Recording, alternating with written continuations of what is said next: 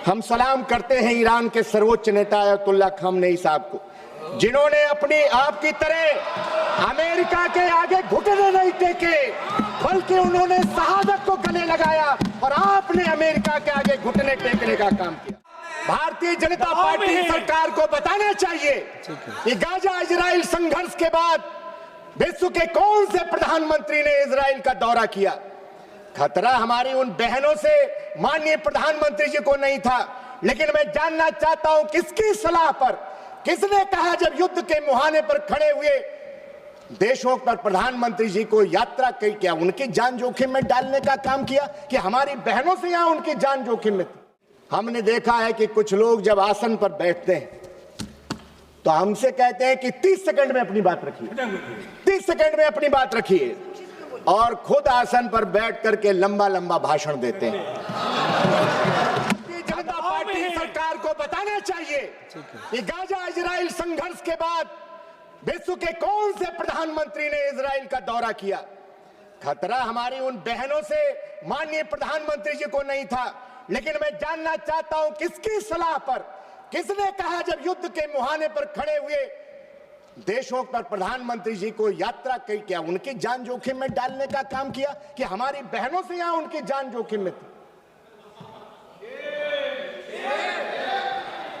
हम सलाम करते हैं ईरान के सर्वोच्च नेता अयतुल्ला खamenei साहब को, जिन्होंने अपनी आपकी तरह अमेरिका के आगे घुटने नहीं टेके, बल्कि उन्होंने शहादत को गले लगाया और आपने अमेरिका के आगे घुटने टेकने का काम किया।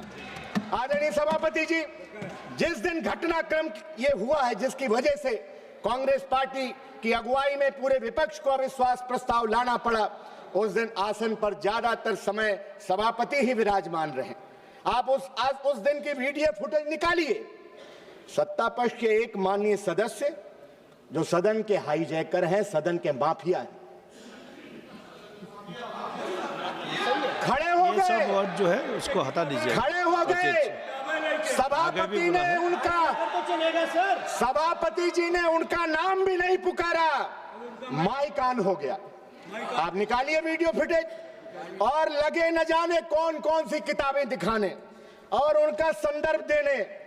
हम लोगों ने पीठ से आपत्ति की, तब जाकर उनका नाम पुकारा गया बीच में। माननीय अध्यक्ष जी, माननीय अध्यक्ष जी पहले ही व्यवस्था दे चुके हैं। एक मिनट कि माइक का माननीय रविशंकर प्रसाद जी, क्या माफिया ने कहा, बोल लिया है, इसी के लिए माफिया सब लौटवाइए। हटा प्लीज। कौन हाउस के हाईजैकर हैं, हाईजैकर हैं, हाईजैकर हैं, हाईजैकर हैं। बिना अनुमति के माइक ऑन होता है और जो मन में आता है उस सदन में कहते हैं। ये चीज बर्दाश्त योग्य नहीं है, बर्दाश्त योग्य नहीं है। किसी के भी बारे में कोई टिप्पणी करेंगे, बर्दाश्त नहीं करेंगे सर। आपको अलाउ किया है मैंने? यू आर नॉट अलाउड बोल रहा है। आप उस दिन की, यू आर नॉट अलाउड, आप बोले। सभापति जी आप उस दिन की वीडियो फुटेज निकालिए। भाषण आधा मिनट हो गया, 1 मिनट हो गया, हम लोग चिल्लाए कि सभापति जी आपने तो नाम ही नहीं माननीय सदस्य का पुकारा है। उसके बाद उन्होंने बीच में नाम लिया कि माननीय सदस्य का, और अध्यक्ष जी पहले व्यवस्था दे चुके कि माइक का कंट्रोल उनके हाथ में नहीं है। हम इस व्यवस्था के खिलाफ अविश्वास प्रस्ताव लेकर के आए कि माननीय अध्यक्ष जी के हाथ में कंट्रोल दीजिए। माननीय सभापति जी, हमने देखा है कि कुछ लोग जब आसन पर बैठते हैं तो हमसे कहते हैं कि 30 सेकंड में अपनी बात रखिए, 30 सेकंड में अपनी बात रखिए, और खुद आसन पर बैठ करके लंबा लंबा भाषण देते हैं।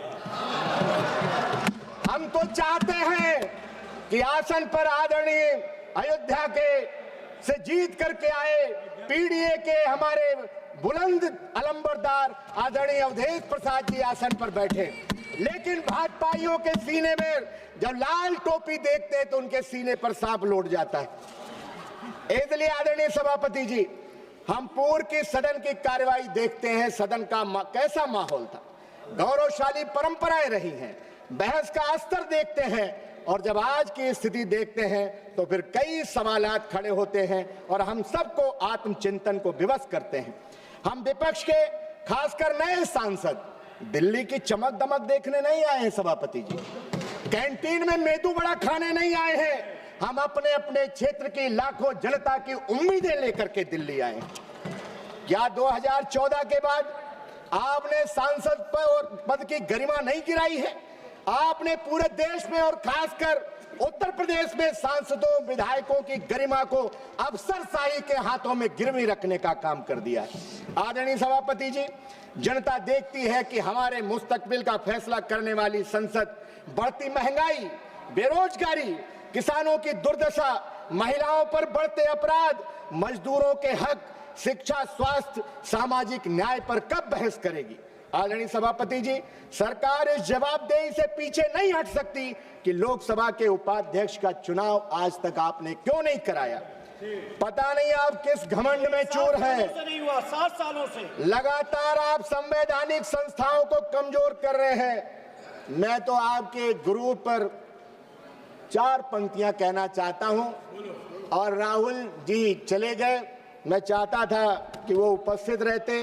राहुल जी ने खोली है, आपके गुरूर पे कहना चाहता हूं, राहुल जी ने खोली है मोहब्बत की दुकान। आगे सुन लीजिए, फिर वाह वाह करिएगा, आगे की लाइनें पर भी वाह वाह करिएगा। राहुल जी ने खोली है मोहब्बत की दुकान, क्योंकि नफरती लोगों को प्यार की जरूरत है, और जीत ने अंधा कर दिया है तुम्हें, तुझको एक हार की जरूरत है। अंत में मैं स्वस्थ लोकतंत्र की स्थापना, संवैधानिक मूल्यों की रक्षा के लिए, संसद की गरिमा बनाए रखने के लिए हम चाहते हैं इस सदन की कार्यवाही ऐसी हो जिस पर हर एक सांसद और देश की जनता को गर्व महसूस हो। अध्यक्ष महोदय के इशारे पर हम सब चलें, इसके उल्टा न हो। मैं व्यक्तिगत रूप से आदरणीय ओम बिरला जी के प्रति विश्वास व्यक्त करते हुए इस अविश्वास प्रस्ताव का समर्थन करता हूं। जय हिंद, जय समाजवाद, पीडीए जिंदाबाद, माननीय अखिलेश यादव जी जिंदाबाद, समाजवादी पार्टी जिंदाबाद। आपने समय दिया, बहुत बहुत धन्यवाद।